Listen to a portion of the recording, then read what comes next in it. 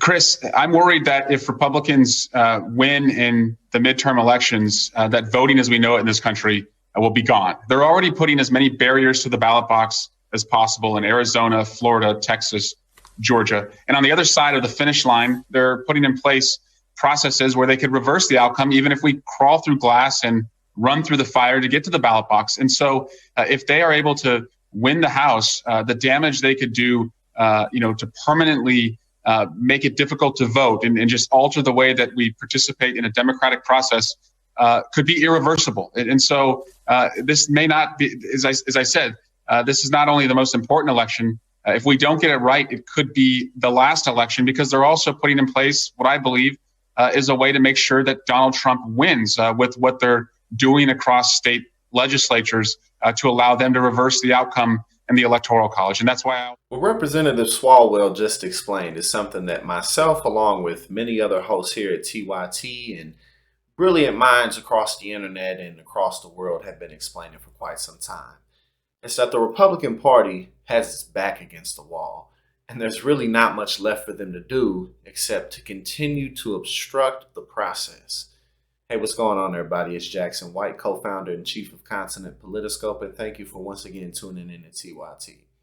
Now, as Eric Swalwell was explaining, if the Republicans take over the House, which there's a very good chance that they will, not even just excluding what's going on right now with the Democratic agenda and the process and their policy outlay, but just historically, as the House tends to swing back and forth.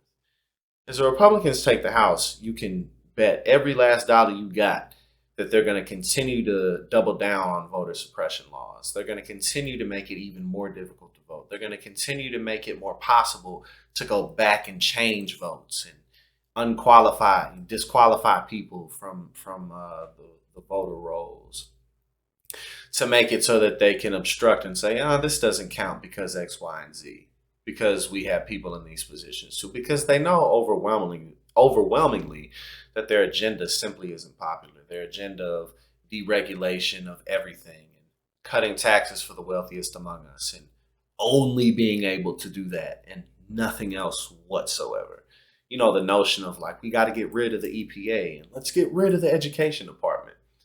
That same old song they've been singing for over 4 decades now. Ain't nobody buying it. Nobody wants that. On top of the overt racism that they've been building upon for decades as well. Ain't nobody buying that except a very decreasing group of homogenous people within the country. And they don't have anything left. And so you can bet that they're going to continue to double down, triple down, quadruple down on voter suppression. And this is why these midterm elections are very important. But we don't have to count on, the typical corporate Democrats. We can do something about it. We can continue to prop up our own candidates, get involved at the local level, and make sure that we play our part every single day to ensure that we don't have to suffer at the hands of any type of feckless, corrupt corporate Democrat. We can do better, and we will.